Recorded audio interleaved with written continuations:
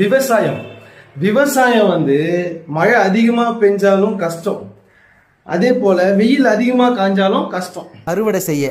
ஒரு வீடு கட்டுறோம்னா அதுக்கு வந்து அத்தியாவசிய பொருள் செங்கல் தான். மணல், எம்சாண்டு, ஜல்லி, சிமெண்ட் அதெல்லாம் ஒரு பக்கம் இருக்கட்டும். ஃபர்ஸ்ட் செங்கல். இப்போ செங்கல் இல்லாமல் வீடு கட்டுறாங்க நிறைய பேர். ஃப்ளைஓவர் பிரிக்ஸு, ஒயர் கட்டு, ஆலோ பிரிக்ஸு. இருந்தாலும் செங்கல் பார்த்தீங்கன்னா எப்படி உருவாகுது, இதுக்கு மழை பெஞ்சா எப்படி, வெயில் காய்ஞ்சா எப்படி. மழை பெஞ்சா ரொம்ப கஷ்டம், வெயில் காய்ஞ்சா ப்ரொடக்ஷன் நிறைய எதிர்பார்க்கலாம். செங்கல் பிரிக்ஸ் அது எப்படி உருவாகுதுன்னு பார்க்கலாம். வீட்டோட அத்தியாவசிய பொருள், அந்த பொருள் வந்து எப்படி உருவாகுதுன்னு பார்க்கலாம் வாங்க. ஒரு 4-5 மண் கலந்து இந்த மாதிரி தண்ணி விட்டு டிராக்டரில் இந்த மாதிரி நல்லா மிக்சிங் பண்ணுவாங்க. அப்போ தான் வந்து செங்கலோட தரம், குவாலிட்டி நல்லா தரமாக இருக்கும். இந்த மாதிரி நல்லா கலந்து விட்டு மண்ணை அதை எடுத்துகிட்டு போயிட்டு ஒரு இடத்துல கொட்டி இந்த மாதிரி கல் அரைக்க ஸ்டார்ட் பண்ணுவாங்க. இது வந்து பாக்ஸ் கல். எப்படி பேக் பண்ணுறாங்கன்னு பாருங்கள். நல்லா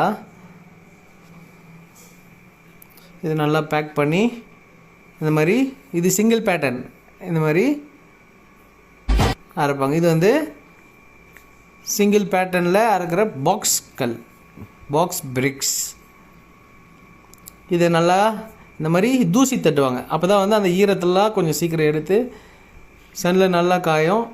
அண்ட் தென் நெக்ஸ்ட் இது வந்து டபுள் பேட்டர்ன். இது வந்து ஃபினிஷிங்கும் நல்லாயிருக்கும்.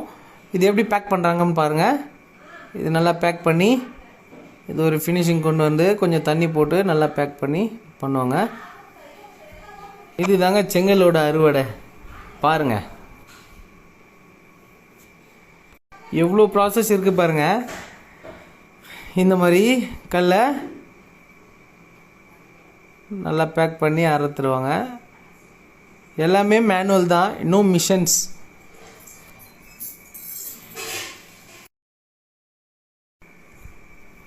இந்த மாதிரி கல்லை திருப்பி விடுவாங்க நல்லா காயறதுக்கு. அடியில் வந்து எக்ஸ்ட்ரா வேஸ்டேஜ் எல்லா சைடும் நல்லா காயணும். இந்த மாதிரி நல்லா திருப்பி விட்டுட்டு எல்லா கல்லையும் இந்த மாதிரி கோட்டை கட்டுவாங்க.